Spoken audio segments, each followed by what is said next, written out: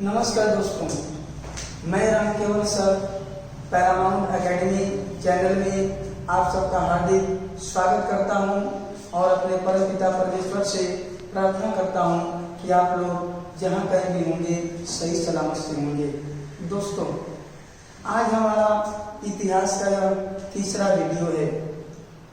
पहले व दूसरे वीडियो को आप लोग देख चुके होंगे और हमें बिल्कुल पूरा उम्मीद है, आशा है, नहीं बल्कि पूरा विश्वास है कि आप लोगों को अवश्य वह दोनों वीडियो पसंद आया होगा।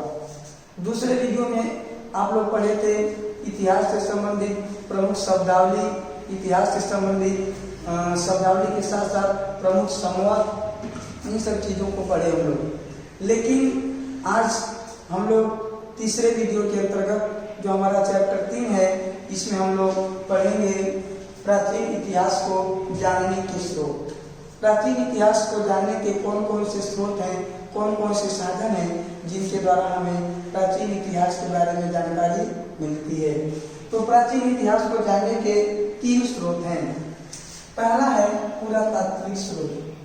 पुरातात्विक, जैसा कि आप लोग पढ़े थे, बताए थे हम कि उत्खनन में जो भी चीजें मिलती हैं उन सभी को पुरातत्व कहते हैं और उन पुरातत्वों का अध्ययन करके हमें प्राचीन इतिहास के बारे में कुछ न कुछ जानकारी मिलती है। तो पुरातात्विक स्रोत पहला स्रोत है।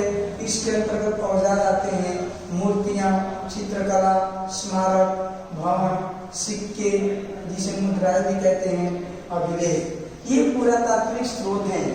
जैसे यदि औजार को ले लिया जाए, औजार को पढ़ा जाए, तो औजार भी प्राचीन इतिहास को जानने का एक बहुत ही अच्छा साधन है। उत्खनन में यदि औजार मिला तो किस चीज के वो औजार बने हैं, पत्थर के बने हैं, हड्डियों के बने हैं, किस चीज के बने हैं, किस धातु के बने हैं, तो हमें तत्कालीन व्यवस्था, उस समय के बारे में पता चलता है कि उस समय लोग किन किन चीजों का प्रयोग करते थे या किन चीजों का अधिक से अधिक प्रयोग करते थे। नेक्स्ट मूर्तियां आती हैं। मूर्तियों के द्वारा भी हमें प्राचीन इतिहास के बारे में जानकारी मिलती है। जैसे मान लीजिए मूर्तियां मिली, तो मूर्तियां किस आकार की मिल रही है, किस देवी देवता की मिल रही है। मान लीजिए किसी एक विशेष प्रकार के देवता की मिल रही है, तो यह मान लिया जाता है कि उस समय उस देवता का प्रमुख स्थान था। किसी एक विशेष धातु की मिल रही है, तो पुरातत्ववेत्ता जो होते हैं इस बात को वो सिद्धांत रूप में लिखते हैं कि उस समय इस धातु की अधिकता थी, तभी तो इस धातु की अधिकांशतः मूर्तियां मिली हैं। तो मूर्तियों के द्वारा भी हमें प्राचीन इतिहास के बारे में जानकारी मिलती है। मूर्तियों से बहुत सारे प्रश्न भी बनते हैं, जैसे पशुपतिनाथ की मूर्ति। पशुपतिनाथ की मूर्ति पूज्यता किस स्थल से मिली थी? तो पशुपतिनाथ की मूर्ति जो मिली थी सिंधु सभ्यता में मोहनजोदड़ो से मिली थी। पशुपतिनाथ की मूर्ति मोहनजोदड़ो से मिली थी। फिर कोई कहता है कि सिंधु सभ्यता के बाद भारत में मूर्ति का प्रचलन किस काल से व्यापक रूप से माना जाता है? तो कुषाण काल से माना जाता है। फिर पूछ जाता है कि कुषाण काल में किन 2 कला शैलियों का विकास था? मथुरा कला शैली, गांधार कला शैली। बुद्ध की दोनों मूर्तियां, महात्मा बुद्ध की मूर्तियां 2 कला शैली में बनी थी, मथुरा कला शैली, गांधार कला शैली। तो मूर्तियों के द्वारा भी हमें प्राचीन इतिहास के बारे में जानकारी मिलती है। नेक्स्ट है चित्रकला। आदि मानव या प्राचीन काल में जो भी चित्रकारी की गई, उन चित्रकारी के द्वारा भी हमें इतिहास के बारे में जानकारी मिलती है कि उस समय के लोगों को चित्रकला का ज्ञान था कि नहीं था। तो ये तीनों हो गए। स्मारक भी उस समय के या प्राचीन इतिहास में या प्राचीन काल में बने स्मारक को देख करके हमें उन लोगों के भवन निर्माण कला, स्मारक आदि के बारे में पता चलता है कि किस प्रकार से वो भवन आदि का निर्माण करते थे। नेक्स्ट मिलता है भवन। तो भवन स्मारक से नहीं हो जाएगा, सिक्के व मुद्राएं। तो सिक्कों से, चूंकि सिक्के जो है बहुत ही महत्वपूर्ण टॉपिक है, यहाँ से हमेशा एक न एक प्रश्न प्रत्येक एग्जाम में आ जाता है। तो सिक्कों से संबंधित व अभिलेखों से संबंधित हम एक अलग वीडियो इसके बाद में बनाएंगे और उसमें इन दोनों चीजों को डिटेल बताएंगे। तो सिक्कों से भी हमें प्राचीन इतिहास के बारे में जानकारी मिलती है और अभिलेख जो है, अभिलेख भी प्राचीन इतिहास की जानकारी के स्रोत हैं। इन दोनों पे हम डिटेल एक वीडियो बनाएंगे, उस वीडियो के अंतर्गत आप लोगों को बताने का प्रयास करेंगे। तो ये पुरातात्विक स्रोत है, इतिहास की जानकारी के पुरातात्विक स्रोत। नेक्स्ट आता है साहित्यिक स्रोत। साहित्यिक स्रोत अर्थात होता है साहित्य, पुस्तकें। जो पुस्तकें प्राचीन भारत में प्राचीन काल में लिखी गई, उन पुस्तकों के द्वारा भी हमें प्राचीन इतिहास के बारे में जानकारी मिलती है। तो साहित्यिक स्रोत में दो स्रोत हैं, धार्मिक साहित्य है और धार्मिक साहित्य, इसी को लौकिक साहित्य भी कहते हैं। तो दो पार्ट है, धार्मिक साहित्य और धार्मिक साहित्य। धार्मिक साहित्य को फिर दो भागों में डिवाइड किया गया है, ब्राह्मण साहित्य, ब्राह्मणेतर साहित्य।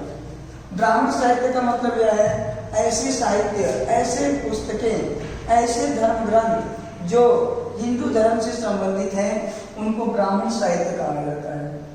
और जो गैर हिंदू अर्थात जो बौद्ध धर्म, जैन धर्म या अन्य धर्मों की पुस्तकें हैं, उनको हम ब्राह्मणेतर साहित्य कहते हैं। तो इसको देख लीजिए, ब्राह्मण साहित्य के अंतर्गत आता है वेद आता है, ब्राह्मण ग्रंथ आता है, आरण्यक आता है, उपनिषद आता है, वेदांग है, दर्शन, स्मृतियां, पुराण, रामायण, महाभारत, ये ब्राह्मण साहित्य के अंतर्गत आते हैं।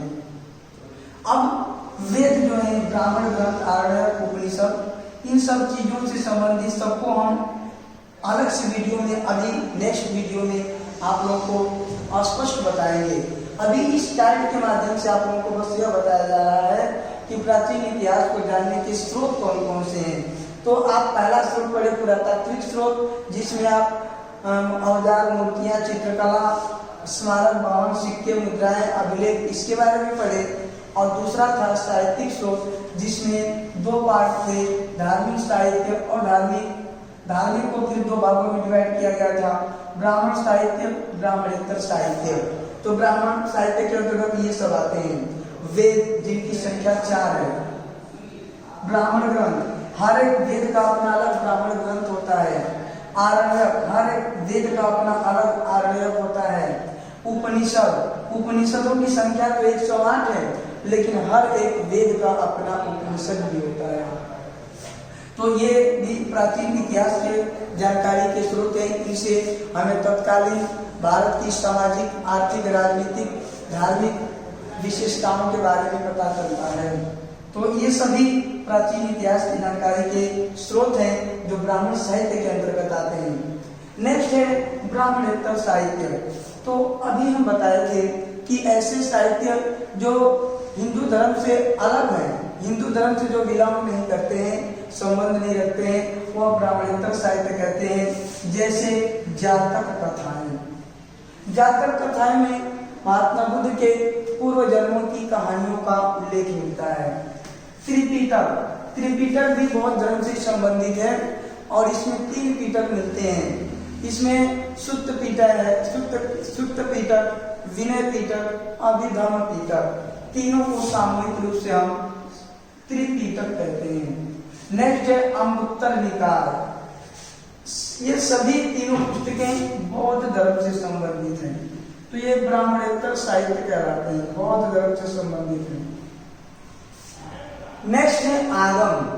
आगम भगवती सूत्र और कल्प सूत्र, ये तीनों किताबें जैन धर्म से संबंधित हैं, जैन धर्म। तो इस तरह से हम साहित्यिक स्रोत में धार्मिक साहित्य के बारे में पढ़े। नेक्स्ट साहित्यिक स्रोत का जो दूसरा पार्ट है, साहित्यिक स्रोत में 2 पार्ट है, धार्मिक साहित्य और अधार्मिक साहित्य। तो धार्मिक को पढ़ लिए और धार्मिक या लौकिक साहित्य में आता है अर्थशास्त्र, जो किसी धर्म से संबंधित नहीं है, इसीलिए इन्हें अधार्मिक कहा जाता है, लौकिक साहित्य कहा जाता है। इसमें जो दिखता है, जो प्रत्यक्ष है, उन्हीं सब चीजों के बारे में स्पष्ट उल्लेख रहता है, तो इसलिए इसको लौकिक साहित्य भी कहा जाता है। इसमें अर्थशास्त्र है, अर्थशास्त्र रचना किसने किया था? कौटिल्य। या उन्हीं को कहा जाता है चाणक्य। क्या कहा जाता है? चाणक्य। अष्टाध्यायी, अष्टाध्यायी को महान विद्वान पाणिनि ने लिखा था, पाणिनि। मुद्रा राक्षस विशाखा दत्त के द्वारा लिखा गया है, विशाखा दत्त। और भी बहुत सारी किताबें हैं जो लौकिक साहित्य के अंतर्गत आती हैं। नेक्स्ट है विदेशी लेखकों या यात्रियों का विवरण। तो भारत में बहुत से विदेशी यात्री आए थे, कुछ यूनान से आए थे, कुछ चीन से आए थे, कुछ अरब से आए थे। तो इन लेखकों या इन यात्रियों के द्वारा भी हमें जो इनके द्वारा पुस्तकें लिखी गई, तो उन पुस्तकों के द्वारा हमें प्राचीन इतिहास के बारे में जानकारी मिलती है। अब इसमें मेगास्थनी, ये यूनानी यात्री था जो इंडिका नामक पुस्तक लिखा है। चंद्रगुप्त मौर्य के दरबार में रहता था, सेल्यूकस निकेटर का राजदूत था जो चंद्रगुप्त मौर्य के दरबार में रहता था, और इसने एक इंडिका नामक पुस्तक लिखा।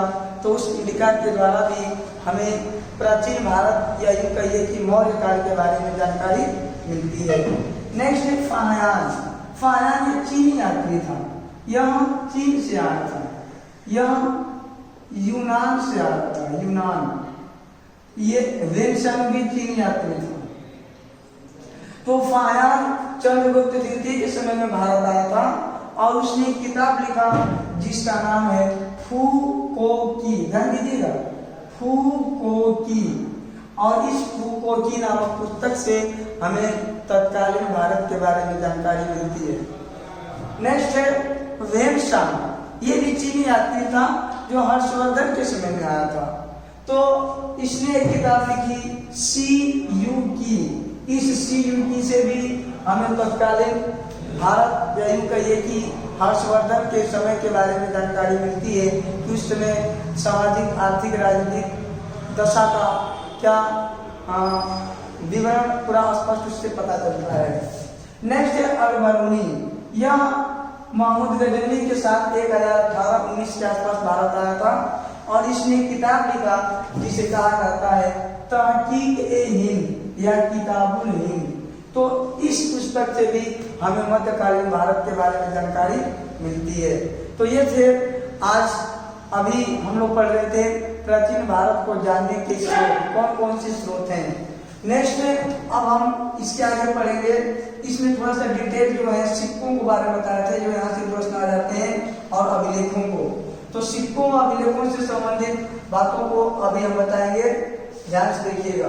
आपके जानकारी के स्रोत जिसमें आप पढ़े, आप लोगों को बताया गया था पुरातात्विक स्रोत, साहित्यिक स्रोत, विदेशी यात्रियों या लेखकों के विवरण।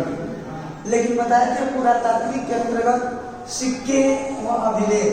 सिक्के व अभिलेखों से कभी कभी बहुत ही महत्वपूर्ण प्रश्न आ जाते हैं। तो सिक्कों से संबंधित ये पूरे टॉपिक को हम एक ही जगह रख दिए हैं।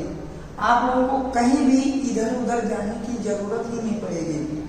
सिक्कों से संबंधित जो भी महत्वपूर्ण प्रश्न बन सकते हैं उन सबको एक जगह समाहित कर दिए गए। तो ध्यान से देखिएगा कौन कौन से या कैसे कैसे प्रश्न सिक्कों से संबंधित एग्जाम में आते हैं। पहला है सिक्कों के अध्ययन को कहा जाता है। सिक्कों के अध्ययन को क्या कहा जाता है? तो न्यूमिस्मेटिक्स। सिक्कों के अध्ययन को न्यूमिस्मेटिक्स कहा जाता है। नेक्स्ट है जिन सिक्कों पर कोई लेख नहीं होता, केवल आकृतियां होती हैं, उन्हें क्या कहा जाता था? लेख नहीं होता था, केवल आकृति छपी रहती थी। उन सिक्कों को हम आहत सिक्के उस समय कहा जाता था। क्या कहा जाता था? आहत सिक्के। ध्यान दीजिएगा, आहत सिक्के कहा जाता था। नेक्स्ट है सर्वप्रथम लिखित सिक्के चलाए गए। सबसे पहले उत्कीर्ण सिक्के, लिखित मतलब उत्कीर्ण सिक्के चलाए गए, तो यह हिंद यूनानियों के द्वारा चलाए गए। हिंद यूनानियों के द्वारा, हिंद यूनानियों द्वारा। नेक्स्ट है सर्वप्रथम सोने के सिक्के चलाए गए। बहुत ही महत्वपूर्ण, हमेशा एग्जाम जाता है कि सबसे पहले सोने के सिक्के किसके द्वारा चलाए गए। तो सबसे पहले सोने के सिक्के यह भी हिंद यूनानियों के द्वारा ही चलाया गया था। हिंद यूनानियों द्वारा। एक चीज और ध्यान दीजिएगा, हिंद यूनानियों को कभी कभी विकल्प में न दे करके हिंद यवन दे देता है। तो इनके 3 नाम हैं, हिंद यवन, या इनको इंडो ग्रीक भी कहा जाता है।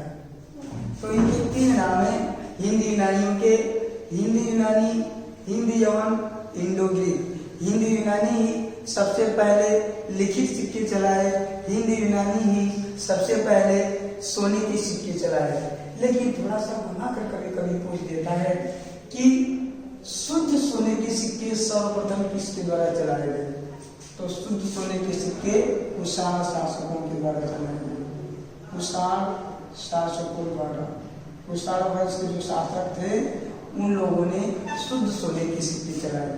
नेक्स्ट कभी कभी आ जाता है सर्वाधिक सोने के सिक्के। देखिए सोने के सिक्कों से संबंधित तीनों प्रश्न एक ही जगह। सबसे पहले सोने के सिक्के हिंद यूनानियों के द्वारा, शुद्ध सोने के सिक्के कुषाण शासकों के द्वारा, और सर्वाधिक सोने के सिक्के ये गुप्त शासकों के द्वारा चलाए गए। गुप्त शासकों द्वारा या कुषाण शासकों द्वारा। यह जो था शुद्ध सोने के सिक्के कुषाण शासकों के द्वारा, सर्वाधिक सोने के सिक्के गुप्त शासकों के द्वारा। फिर आया था शीशे के सिक्के चलाए गए। तो शीशे के सिक्के सातवाहन, सातवाहन वंश के बारे में जानते होंगे। गौतमी पुत्र सातकर्णी इस वंश का सबसे महान शासक था, और भी बहुत सारे शासक थे। तो सातवाहन शासकों के द्वारा शीशे के सिक्के चलाए गए। बहुत ही यह महत्वपूर्ण प्रश्न है, हमेशा एग्जाम में आता है। नेक्स्ट है मौर्य काल का प्रमुख सिक्का। मौर्य काल का प्रमुख सिक्का उसे क्या कहा जाता था? पर्ण कहा जाता था। क्या कहा जाता था? पर्ण। नेक्स्ट है गुप्त काल का प्रमुख सिक्का। तो गुप्त काल का जो प्रमुख सिक्का था उसे दिनार कहा जाता था। क्या कहा जाता था? दिनार। गुप्त काल का प्रमुख सिक्का दिनार कहा जाता था। नेक्स्ट है मुगल काल का प्रमुख सिक्का।